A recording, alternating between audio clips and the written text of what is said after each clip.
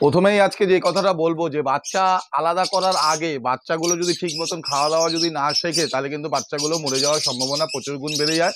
তা সুতরাং বাচ্চা যখন দেখবেন যে খোপ থেকে বেরোচ্ছে ঢুকছে সেই সময় কি করবেন, এই যে আমি যেমন করেছি বক্সের যে মুখের জায়গাটা দেখেছেন এই মুখের জায়গাটা আমি ব্লক করে দিয়েছি এবং পাখিগুলো কিন্তু দিনের বেলা ঢুকতে পারে না। এটা আমি সকালবেলা ঘুম থেকে উঠেই এরকম করে দিই।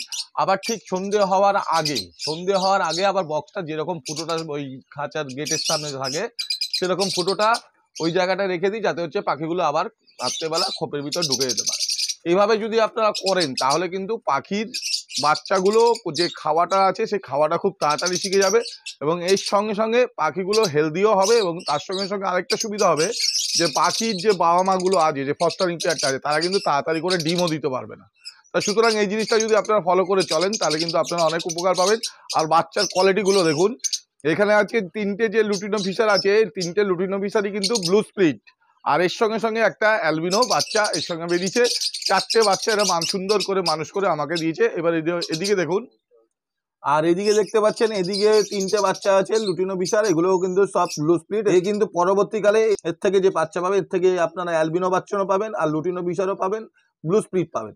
তা সুতরাং বন্ধুরা এরকম ধরনের পাখি যদি আপনারা কিনতে চান, আমি কিন্তু সমস্ত পাখি এবার আমি ডিএনএ করব।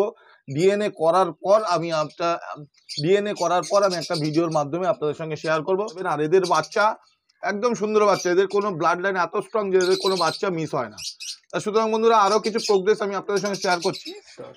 আর এখানে যে ছোট বাচ্চা আমি দেখিয়েছিলাম আগে, যে ছোট বাচ্চাগুলো সব বড় হয়ে গেছে। দেখুন আমাদের এখানে কিন্তু কোনো বাচ্চা মিস নেই মানে বলছি মোটামুটি 2-3 দিন হয়ে গেলে এই বাচ্চা কিন্তু আর মরার জায়গা খুব একটা বেশি নেই।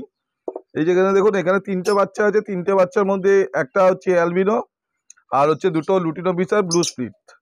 বাচ্চাগুলো হাতে নিয়ে দেখাচ্ছি, রেড আইয়ের বাচ্চা এত সুন্দর লাগে।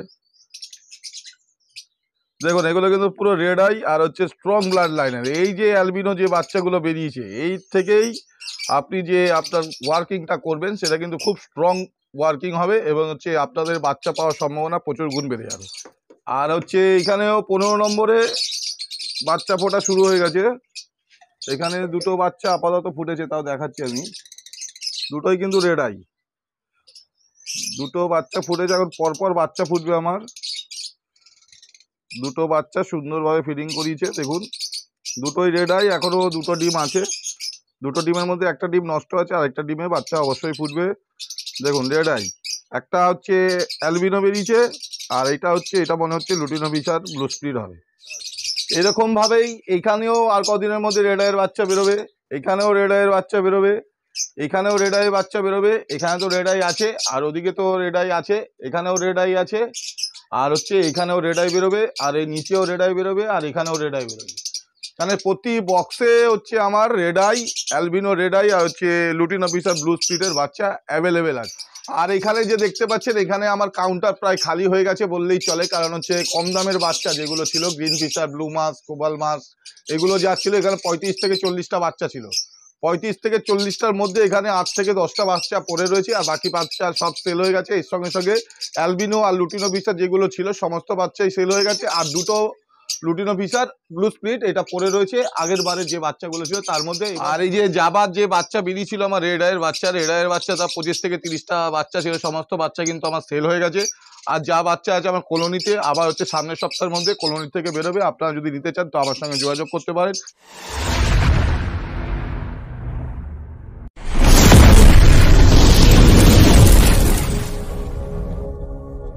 নমস্কার বন্ধুরা, আমার নাম অক্ষয়, আমার চ্যানেলের নাম AB birds and dog lover. এতগুলো কথা, এতগুলো প্রোগ্রেস আর এত খাঁচার মধ্যে পাখি বিক্রি হয়ে গেছে বা কম পাখি আছে, এত কিছু বলার মেন কারণ হলো যে বাজার যে নেই তা বলা ভুল।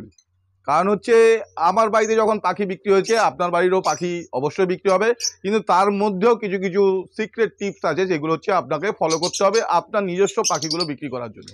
যাই হোক, আজকে আমি সেই বিষয়ে আলোচনা করবো। আলোচনা করার আগে শুরুতে একটা কথা বলবো, যারা আমার চ্যানেলটিকে এখনো অবধি সাবস্ক্রাইব করেনি, যদি ভিডিওটা ভালো লেগে থাকে আর যদি উপকারে লেগে থাকে অবশ্যই চ্যানেলটিকে সাবস্ক্রাইব করবেন আর বেল আইকনটি টিপে অলে সেট করে দেবেন। আর একটা কথা বলবো যে যারা এখনো অবধি বার্থ রেজিস্ট্রেশন করাননি বা করাতে চান বা করাতে পারছেন না তারা অবশ্যই আমার সঙ্গে যোগাযোগ করতে পারেন। আমার নাম্বার হলো 6289491091।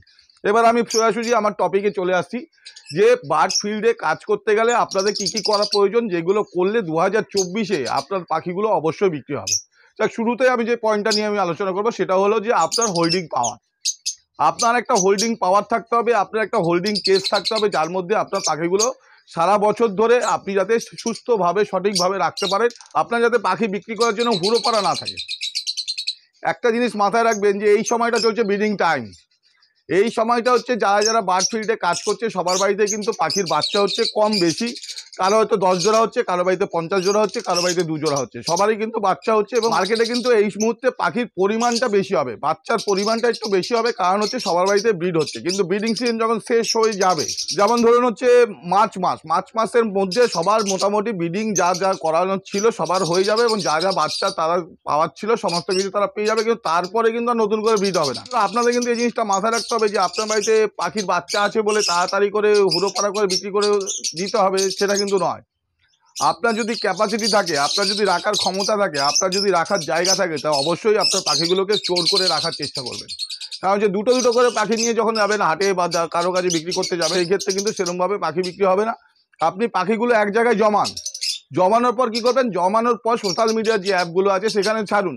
তার সঙ্গে সঙ্গে যদি সব থেকে ভালো হয়, যদি আপনার আশেপাশে কোনো যদি ইউটিউবের চ্যানেল থাকে বা ইউটিউবের মাধ্যমে, আমার চ্যানেলে যে করতে হবে এমন কোনো ব্যাপার নেই, এমন অনেক ইউটিউব চ্যানেল আছে দেখবেন আপনার আশেপাশে, বা অনেক চ্যানেলের মাধ্যমে তাদের নাম্বার আপনারা পেয়ে থাকেন, তাদের সঙ্গে যোগাযোগ করে আপনি আপনার ফার্মগুলোকে ভিজিট করানোর চেষ্টা করুন। ভিজিট করানোর মাধ্যমে আপনার পাখিগুলো কিন্তু সহজে বিক্রি হতে পারে। কারণ হচ্ছে আমার যখন পাখিগুলো বিক্রি হয়েছে তার মেন কারণ হচ্ছে আমার কাছে একটা প্ল্যাটফর্ম আছে, ইউটিউবের মতন একটা প্ল্যাটফর্ম আছে। আমি যদি একটা ভিডিও করি মোটামুটি 1,500 থেকে 2,000 লোক তো কম করে দেখবে, 2,000-এর মধ্যে যদি 2 জন লোকও যদি বেরোয় তাও 4 জোড়া পাখির চোখ বুঝে বিক্রি হবে। সুতরাং আপনাদেরও চেষ্টা করতে হবে আপনাদের ফার্মগুলোকে ভিজিট করানোর ইউটিউবের মতন চ্যানেলের মাধ্যমে। আর তার সঙ্গে সঙ্গে মাথায় রাখতে হবে যে আপনার পাখিগুলো হুড়োপাড়া করে বিক্রি করবেন না। আমরা যদি কম্পিটিশন না করি একে অপরের সাথে, আজকে হঠাৎ করে আপনি হাটে একটা ভিডিও দেখলেন যে হাটে এই পাখির এত দাম চলছে, সঙ্গে সঙ্গে কি করলেন, ওই ভিডিওটা দেখার পর ওই পোস্টটা দেখার পর আপনি কি করলেন, আপনার যে পাখিটা আছে যেটা হচ্ছে 800 টাকা বা 1000 টাকা জোড়া দেখেছেন, সেখান থেকে আরো 200 টাকা কমিয়ে আপনি একটা সোশ্যাল মিডিয়া একটা পোস্ট ছেড়ে দিলেন। এটা কিন্তু ভুল পদ্ধতি। এটা হচ্ছে আমরা নিজেদের পায়ে নিজেরা কিন্তু কুড়াল মারছি এইভাবেই। সুতরাং যারা হচ্ছে পাখি পুষছেন, এটা হচ্ছে আমার মতামত, ব্যক্তিগত মতামত, অনেকের ভালো নাও লাগতে পারে, যে আপনারা পাখিগুলো হোল্ড করে রাখার চেষ্টা করুন। সহজেই লোককে বিক্রি করে দেওয়ার চেষ্টা করবেন না। যে যেরকম পাচ্ছে নিজের পাখি কম দামে বিক্রি করতে দিন। করার পর আপনার কাছে যে স্টকটা থাকবে সেই স্টকটা কিন্তু লাস্টের দিকে যখন ছাড়বেন, এই যে আমার যেমন এদিকে আছে দেখুন, এই যে আমার যেমন এখানে দেখতে পাচ্ছেন এখানে 4টে পাখি আছে, 4টে কিন্তু মেল আছে। এটা কিন্তু আগের বছরের পাখি, এগুলো কিন্তু এখনো জোড়া দেয়নি, কারণ হচ্ছে এগুলো হচ্ছে এক্সট্রা মেল হয়েছে। আমি এই মেলগুলো কিন্তু আমি কম পয়সা বিক্রি করে দিতে পারতাম, কিন্তু করিনি। কারণ হচ্ছে আমার এখানে অল টোটাল 10টা মেল ছিল, আমি আলাদা করে রেখে দিয়েছিলাম। 10টার মধ্যে 6টা বিক্রি হয়ে গেছে, আর আমি ভালো দামে বিক্রি করেছি। আর এখানে 4টে মেল আছে, কনফার্ম মেল। যারা যারা নিতে চায় আমার সঙ্গে যোগাযোগ করতে পারেন। এইটা রেখে দেওয়ার মেন কারণ হলো যে ব্রিডিং টাইমের সময়ও কিন্তু কিছু কিছু লোকের শুধু মেল, কারো আবার শুধু ফিমেল, এই সমস্ত জিনিসের প্রয়োজন হয়। তো সুতরাং হুড়োপাড়া করার কিছু ব্যাপার নেই। আপনার কাছে পাখি রাখার মতন জায়গা রাখতে হবে, যাতে হচ্ছে পাখিটাকে রাখতে আপনার যাতে কোনো রকম অসুবিধা না হয়। যাই হোক, আমি আর বেশি বড় করবো না ভিডিওটা। মেন ব্যাপার হলো যে আপনাদের যদি পাখিগুলো সঠিক দামে যদি বিক্রি করতে চান তাহলে হুড়োপাড়াটা কম করবেন। 2 নম্বর হচ্ছে আপনার ফার্মগুলোকে ভিজিট করানোর চেষ্টা করবেন। 3 নম্বর হচ্ছে সোশ্যাল মিডিয়ায় পোস্ট করবেন। কেউ যদি কোনো রকম উল্টো পাল্টা দাম দেয়, একটা পাখির দাম সঠিক মূল্য অবশ্যই পাওয়া উচিত। কারণ হচ্ছে এখন দানার দাম প্রচুর পরিমাণে বেড়ে আছে, কারণ হচ্ছে পাখি পোষার লোক প্রচুর বেড়েছে, সুতরাং পাখির চাহিদাও কিন্তু মার্কেটে আছে। কারণ হচ্ছে আমরা হচ্ছে কমের পিছনে দৌড়াই, কমের পিছনে দৌড়াতে দৌড়াতে এমন জিনিস কিনে নিয়ে আসি বাড়িতে, সেই জিনিসটা কিন্তু কোনো মূল্যই হয় না। কারণ হচ্ছে ওই জিনিসটা শুধু পাখি হবে, না হবে ডিম বাচ্চা করবে, না ভালো বীজ করবে, না বাচ্চা খাওয়াবে। যে পয়সাটা ডাউন করবে সেই পয়সাটা পুরোপুরি লসে যাবে।